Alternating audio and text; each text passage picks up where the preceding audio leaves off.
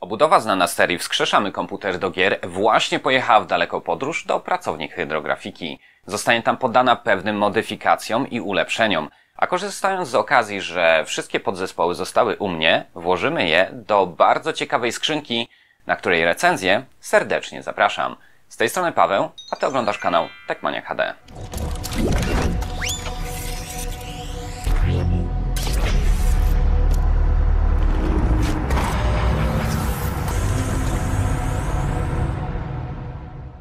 Poznajcie Focus G stworzono przez szwedzkiego producenta Fractal Design. Model ten należy do grupy budżetowych obudów komputerowych, bowiem kupimy go w cenie około 200 zł. Osobiście wybrałem białą wersję kolorystyczną, ale dostępna jest też wersja czarna, niebieska, czerwona, a nawet szara. Produkty Fractal Design od strony zewnętrznej znane są z czystego wzornictwa oraz zgrabnie poprowadzonych linii. Patrząc na Focus G widzimy stylową prostotę, która szybko się nie opatrzy i pasuje zarówno do nowoczesnej stacji roboczej, jak i do gamingowego setupu. W takiej konstrukcji nie mogło zabraknąć panelu z ogromnym oknem plexi, przez które można podziwiać komponenty wewnątrz. Wytłoczenie na prawym panelu jest rozciągnięte blisko krawędzi, co ułatwia późniejsze porządki z okablowaniem. Po usunięciu paneli bocznych widzimy kontrastujące czarne wnętrze z białym malowaniem zewnętrznej części. Na przedzie znajduje się plastikowa ramka okalająca grill z niewielkim logiem producenta u dołu. W każdej wersji kolorystycznej grill ten jest czarny, ale nadaje to ciekawego charakteru. Demontaż frontu jest niezwykle prosty. Wystarczy pociągnąć od dołu i już mamy pełen dostęp do głównego filtra. Jak widać jest on typu mesh oraz rozciąga się po całej długości, co daje zauważalnie lepszy, jak i lżejszy przepływ powietrza. Fabrycznie zamontowane są tutaj dwa 120 mm wentylatory serii Silent z białym LEDowym podświetlaniem. Charakteryzuje się one cichą pracą na poziomie 20 dB. Takie zestawienie wentylatorów wystarczy na początek dla średnio grzejącego się sprzętu. Na szczęście Fractal Design przewidział tutaj całkiem sporą możliwość rozwoju i zwiększenia ogólnej przepływności. 120 mm przednie wentylatory możemy zastąpić 140 mm. W praktyce taki ruch już zwiększa ilość wtłaczanego powietrza o dodatkowe 25%. Natomiast jeśli jesteś za chłodzeniem wodnym, to można w to miejsce zamontować 280 mm radiator.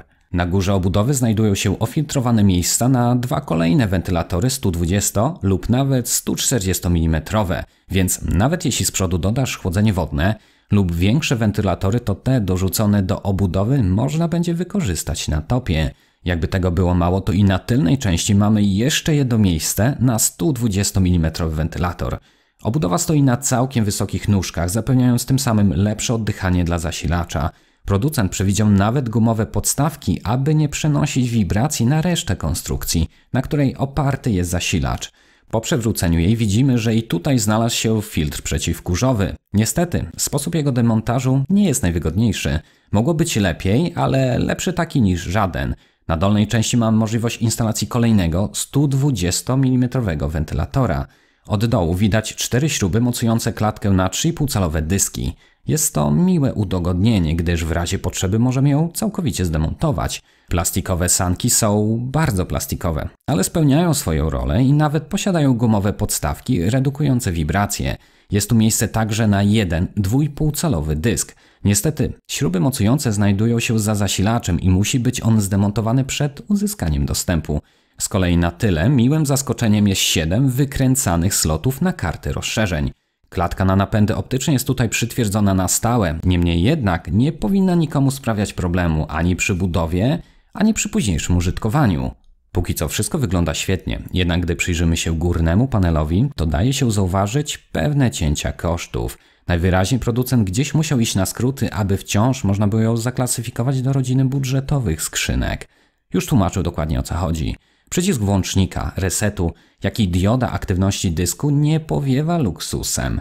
Nie zrozumcie mnie też źle, bowiem doskonale spełnia swoją rolę i działa jak należy, ale jest to pierwszy element, po którym już widać oszczędności.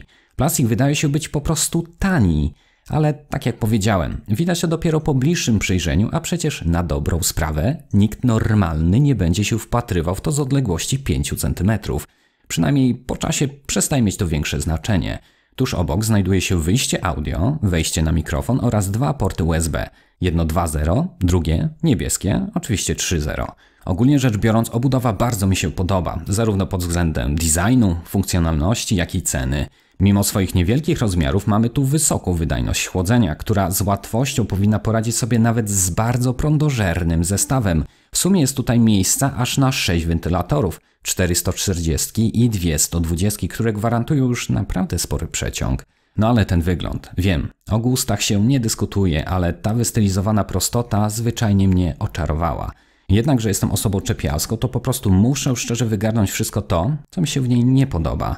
Może i panel przedni zdejmuje się łatwo, ale nie podoba mi się fakt, że filtr jest integralną częścią grilla, przez to pod wodą go już nie przemyjemy.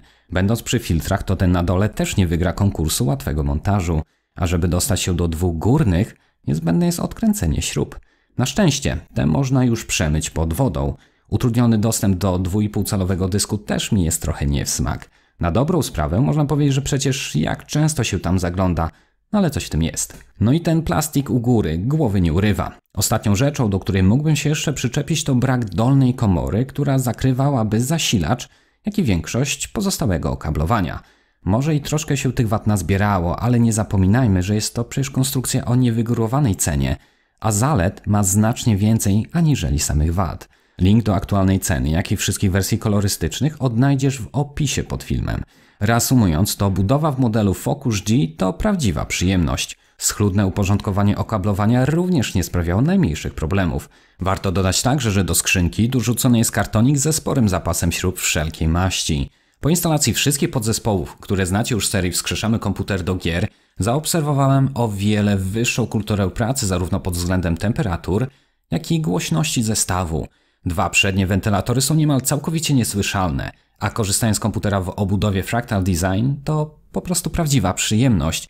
Wiele osób pisało, aby zmienić obudowę w serii Wskrzeszamy komputer do gier i proszę, jest zmieniona, chociaż tylko na krótki czas, nim nie wróci oryginał po tuningu. Ta obudowa domyślnie zostanie do innego projektu, może jakiś Ryzen lub Intel 8 generacji w przyszłości, kto wie, jeszcze zobaczymy. Jeżeli podobało Ci się to nagranie, bardzo proszę pozostaw po sobie chociaż tą łapkę w górę oraz subskrybuj mój kanał. A może znasz kogoś zainteresowanego tematem? Jeśli tak, koniecznie wyślij mu linka. Natomiast jeśli masz jakiekolwiek pytania, jak zwykle możesz je zadać w komentarzu pod tym filmem. Tymczasem ja się z Tobą już żegnam i zapraszam do następnych nagrań. Trzymajcie się, hej!